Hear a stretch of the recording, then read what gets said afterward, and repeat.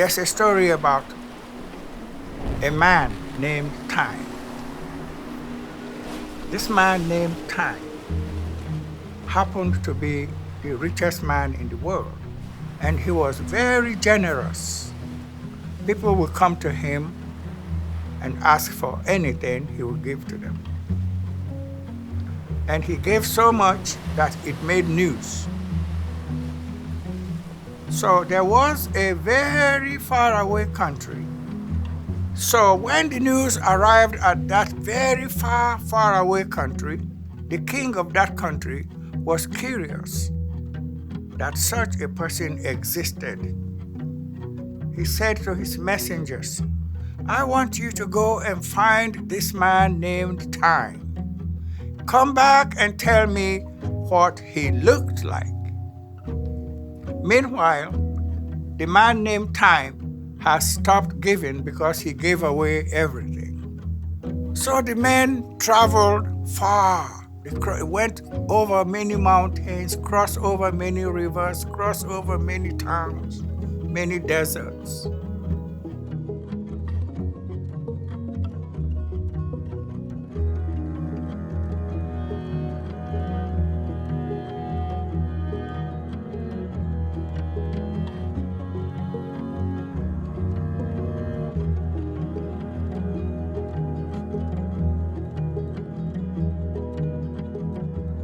Edwana, good afternoon.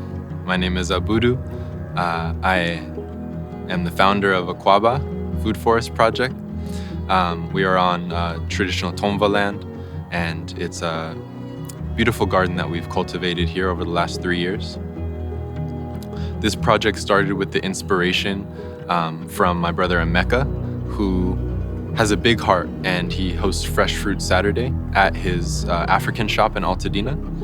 And he hosts it as a way to offer nourishment to people in the community, fresh fruits for free, to people who may be struggling with access to healthy, local, organic foods. And I told him, how do we expand this? How do we make it so we can offer education, how we can grow the fruit locally ourselves to be able to offer more, a more diverse fruit, and fruit that we know is certified organic by our own eyes as well. I grew up with a small garden with trees around my house, and I've always loved trees. We're just talking about nurturing the earth. I think that's what we're put here to do, is to take care of the earth just like the earth takes care of us. So we need to farm in a way that prioritizes ecology over economy, because there is no healthy economy without a healthy ecology. And if we continue to prioritize economy over ecology, there will one day be a time where there is no more economy because the ecology has collapsed. Finally, they arrived at the town where Mr. Time lived.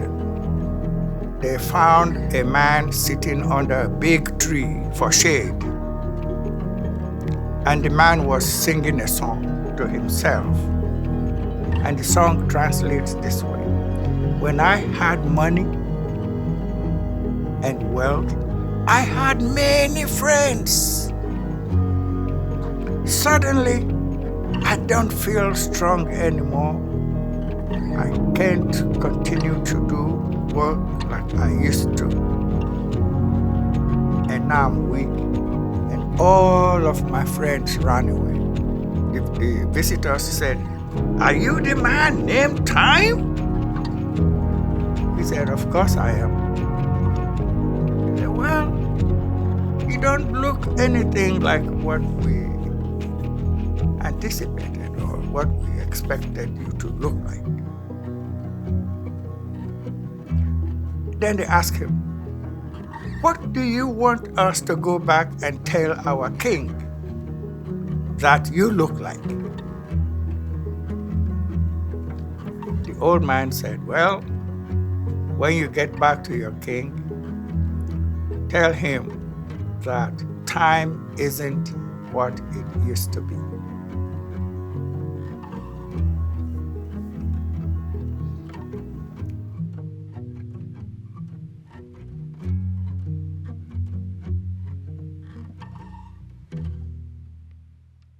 When I was in high school, I spent 3 months going to school on a farm in Vermont, and it was a place called the Mountain School.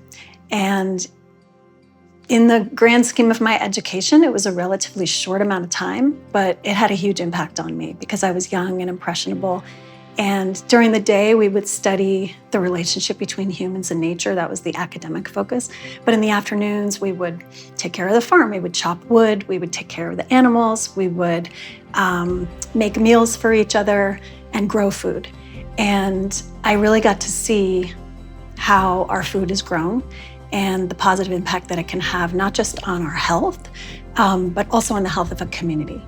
My parents, when I was a kid, got the gig of being caretakers on a farm in central Massachusetts. So I was, born in New York City, and then all of a sudden from, I think, 2 to 7, thereabouts, I lived on this sort of funky old, decrepit farmhouse. And I know it impacted me. I know it did. I can feel it in my bones. I can feel it when I am, walking in the woods and I'm getting some extra energy, and I don't know where I'm getting it from them. And I think it's because when you're a kid and you were exposed to just the basics, planting and picking, and you get to eat some of that food, you will see a benefit. I think, that's true for everyone.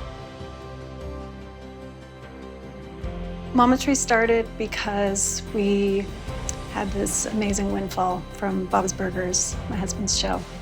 And we were thinking about what to do with it and how to have a positive impact.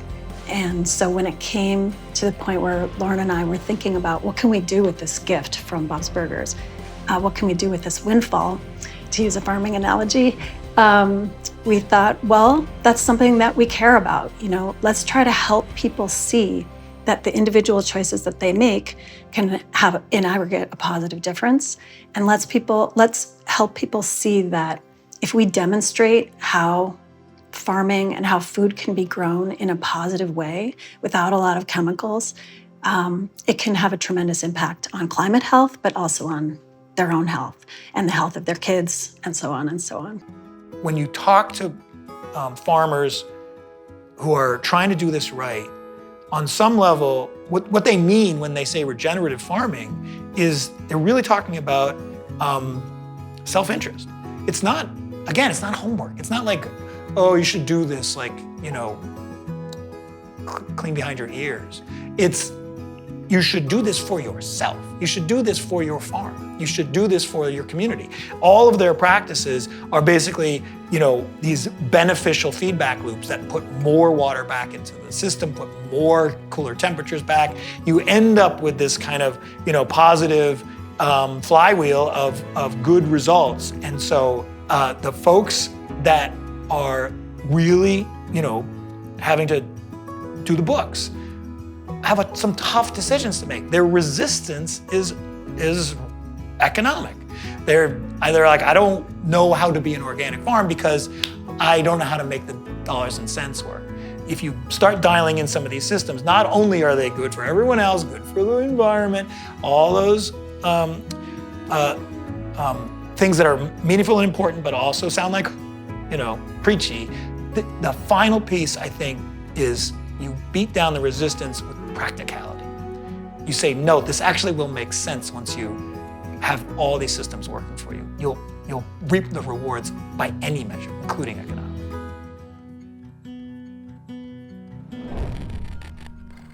We've gone so far from life with all these things that exist in the world, right? We have TV, we have games, but we're missing the base thing, which is the plant grows, it gets consumed by us, and we digest it, or it goes in the ground, it gets digested by the bugs in the ground. This is an event. Oh, it's nice and light, though. It is nice and light. Yeah. Oh, a lot of plates. Yeah, this is a good carbon layer, though. This is a pile. How old is this pile, Marty? This is kind of a combination of 2 older piles. I actually just flipped it recently, so it's a little fresh on top. It's hot. It's 170 degrees. Ooh, it's too hot. Yeah. Ideally, when you're doing hot composting, like in a windrow or a bay system, you want it to be 131. is perfect, but no one gets that perfect temperature. It's usually between 125 and 140.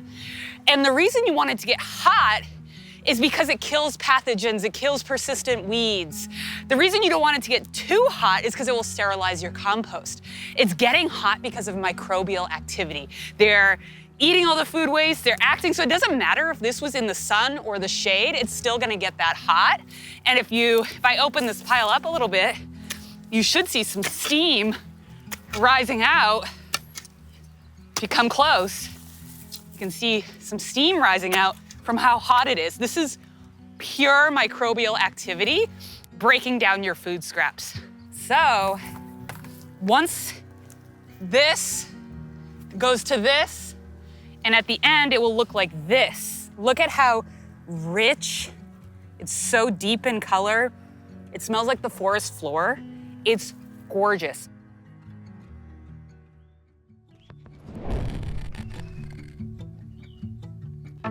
I think when I was becoming an artist, I decided I don't want to be a gallery artist. So now what do? So I decided to teach. And when I taught, I noticed that it was much easier to teach with materials than ideas. Like middle school was my age. And if I said, oh, come up with an idea, they were kind of frozen. If I said, here's a bunch of materials and we're going to do a sculpture, they were on it instantly. So kind of that was the foundation of, oh, materials are kind of a key to this creativity for people who don't think they're artists. I came to Remainders as a shopper. Back in 2018, I needed a small piece of fabric. I didn't want to buy a yard of fabric. That seemed silly. I was making a project around Christmas, and I needed, something about like that. And my thought was, you've got to be able to find fabric like that somewhere. And lo and behold, I found Remainders on the internet, and I went there, and it was like, oh my God, this is perfect. That's all they had. I mean, they certainly had rolls and things like that, but it was a much smaller store then. At that time, it was like 900 square feet, really tiny. But they had tons of things, and it wasn't just this piece of fabric, but also any kind of art supply, any kind of anything. I was like, this is amazing. It's incredible. And the prices were super cheap. It was just perfect for an artist. I befriended the owner. Back then, she was running it by herself. She was at the front counter, and we just became friends. And she said, what are you gonna use this fabric for? And I told her I'm making like sort of a traditional jewelry tree in a frame, and I needed a piece of fabric.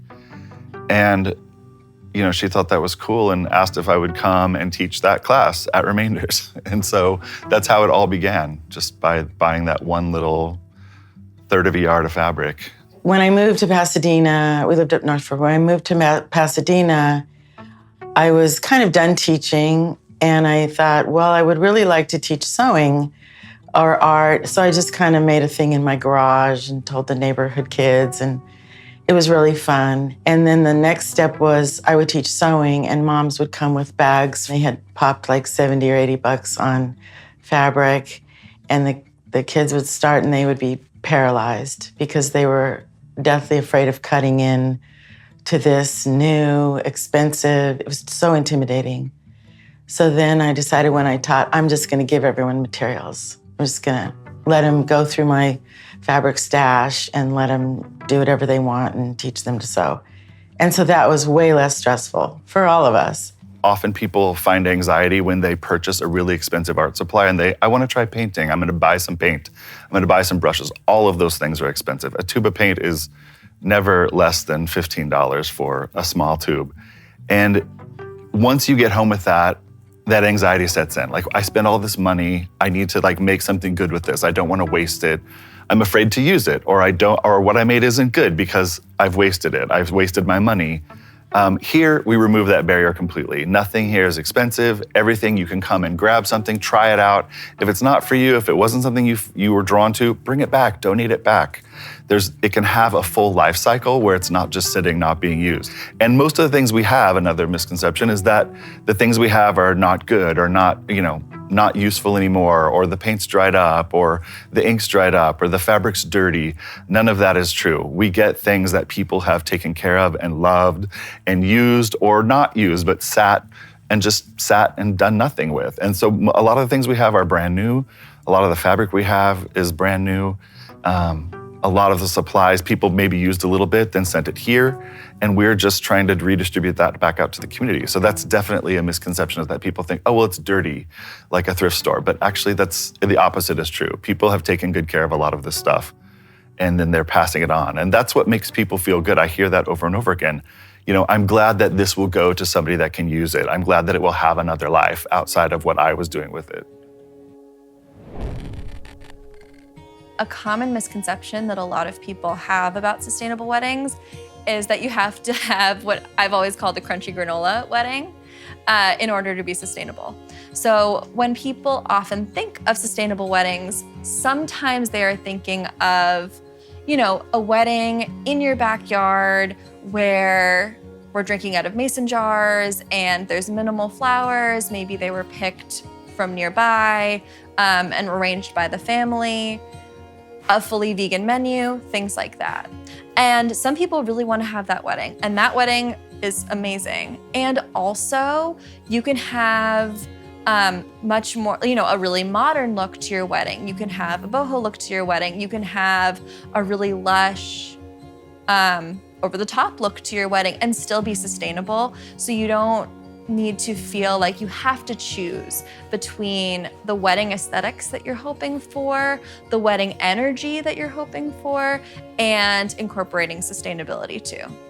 Yeah, there is so much potential for ripple effects when it comes to weddings, because in good and bad ways, they can almost be like a keeping up with the Joneses moments. Like, everyone talks about that incredible wedding that had the exciting experience and that was gorgeous and that had amazing energy too. Everyone talks about that wedding that they've been to that kind of set the standard for them. And if that wedding is also sustainable, it can set the standard in terms of the impact that weddings should have moving forwards for, everyone can one-up themselves on how much they're able to compost. And also, they can show those people that you can have the best wedding, have it be really sustainable. You don't have to sacrifice one for the other.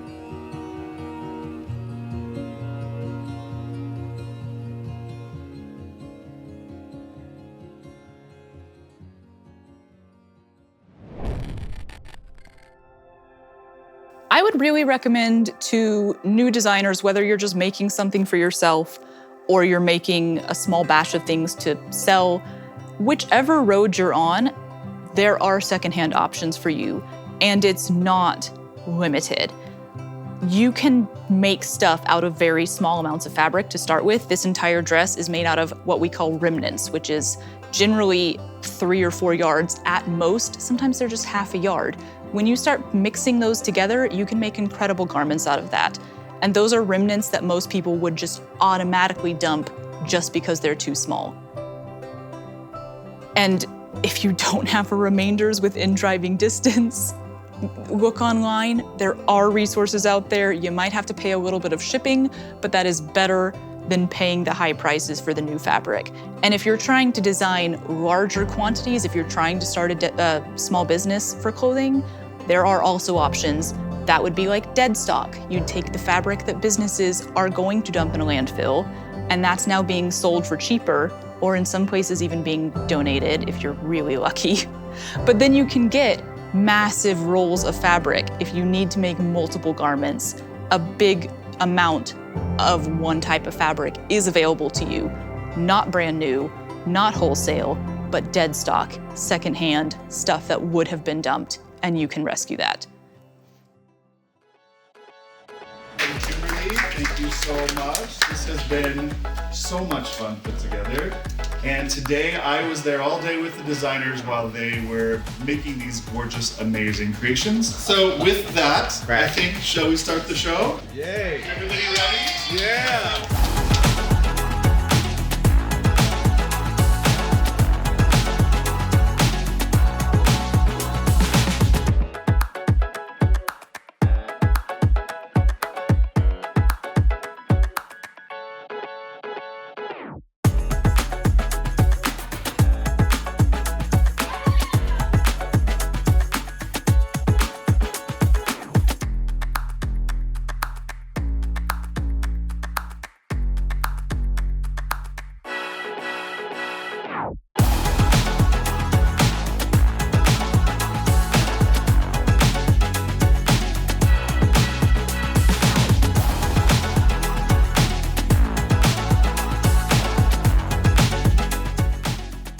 hard to explain how you go from the flat pieces to the final garment because half the time you have no idea what you're doing. But you just start putting seams together that need to be together. And if you're lucky, it'll turn out like you originally wanted it. If you're even luckier, it'll turn out different, but you'll like it better, which is quite often what happens.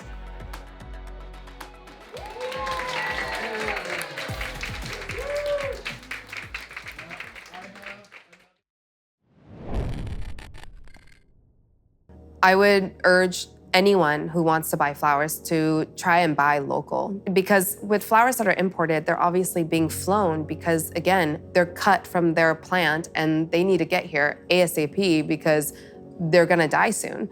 And so with like overnight shipping on airplanes, obviously there's a huge carbon footprint there. One misconception that a lot of people have is that the flower food, the little packets of flower food that you get with your flowers actually help flowers last longer. That's kind of far from the truth because people just put the flower food in the water and don't change the water out at all. And that's really what kills the flowers. It doesn't matter what you put in it. In actuality, when you change out the water in the vase that the flowers are in every other day minimum, then you're really gonna see that longevity. What a lot of people don't understand about the little flower food packets is that it's just another thing that's wrapped in plastic and it doesn't really help the flowers all that much. And so in the long run, you're just contributing more into your garbage can. I think for a lot of people who don't understand the importance of flowers, like why spend so much money on something that's just gonna die, right? But I think that it kind of is a mirror to our existence, no? It's like, well, we're all gonna die in the end, but like, then what, what's the point? But it's like to enjoy their fleeting beauty, right? Like to really just take in that beauty that won't last forever. I think it makes us slow down and just really appreciate life and the natural world, right? And I think about my kids and their kids maybe, and to think that they might not have such a vibrant world, right, with flowers or whatever, like that's so heartbreaking. And especially, being in this business, I can't imagine that being reality for them. And so I think, any little thing, any little change or tweak that, people can make, obviously like the grocery bags, reusable grocery bags and all that stuff, that was a huge thing. But even balloons, like we stopped selling balloons because it just, wasn't sustainable. But I think those little things, and people, still come in looking for these certain things, right? Or still look for the little flower food packaging, but we don't give those out just because like to every bouquet, because it's again, just plastic packaging. And so I think if we can make just a small change, right, for our future generations to be able to enjoy like such a beautiful, beautiful world that we get to live in.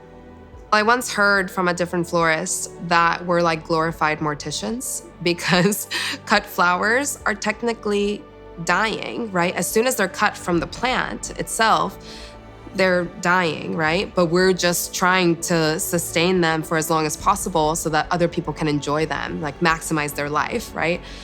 And that's kind of like people and like, us in general. I mean, like maybe that's a little dark, but like every day that goes past, we're getting closer to the end, no? And so to be able to like take that one day to go buy yourself flowers so that you have some of that vibrancy in your life, I think is worth it.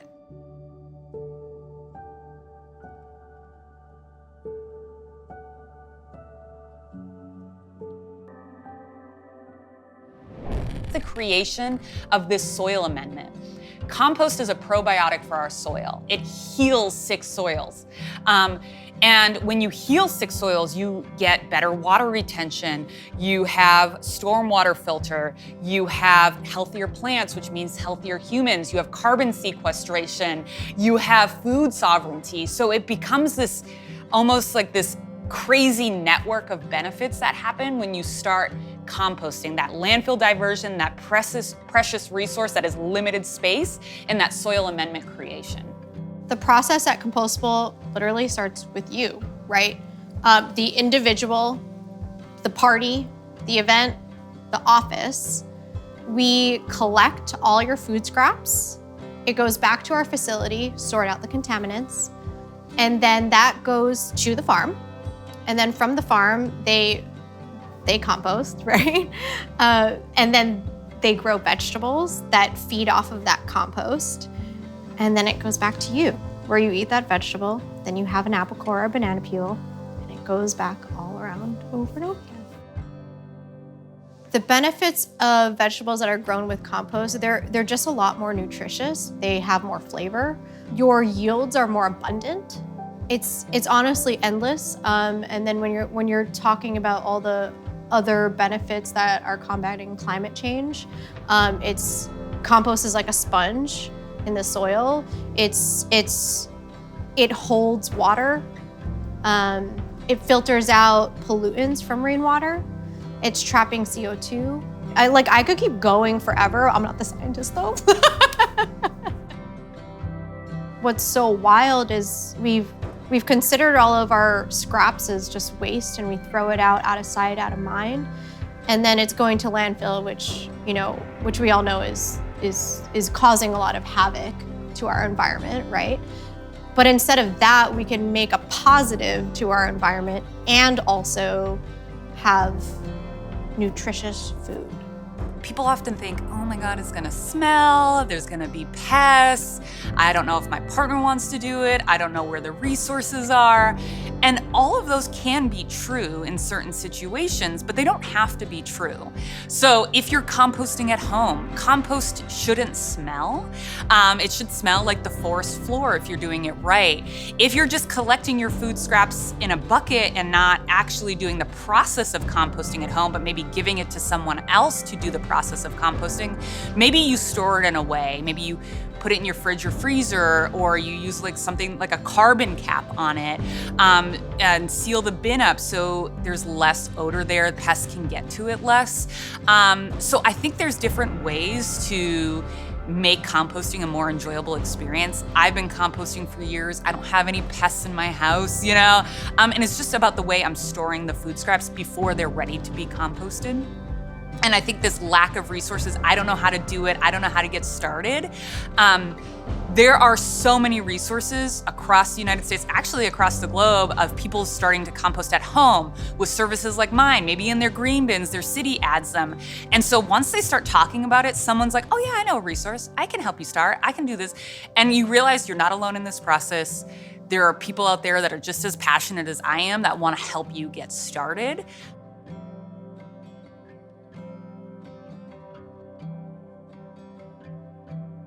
If you're a person who eats food, if you wear clothes, that's all coming from our soils. So if you want to care for those soils, if you want to continue consuming healthy food, one great way to do that is to start composting.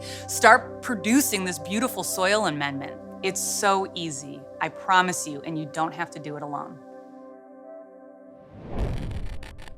The truth is, everything in the hive, in the spiritual foundation of beekeeping, everything that happens in that hive is love.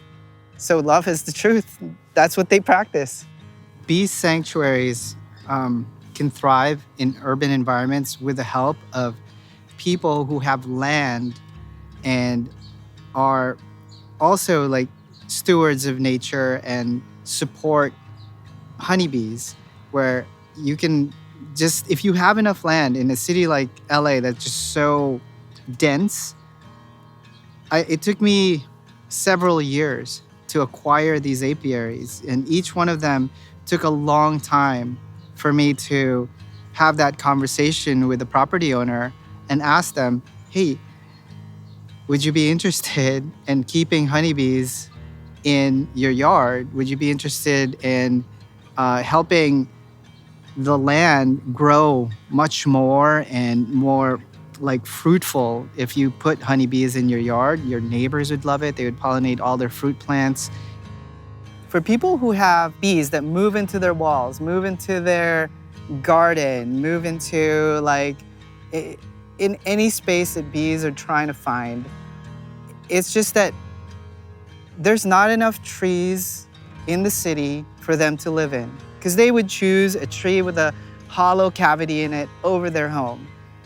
And those bees are just trying to find a home, and I would suggest that those people just either, if those bees are leaving them alone and they're far away from their kids and their animals, let those bees stay there.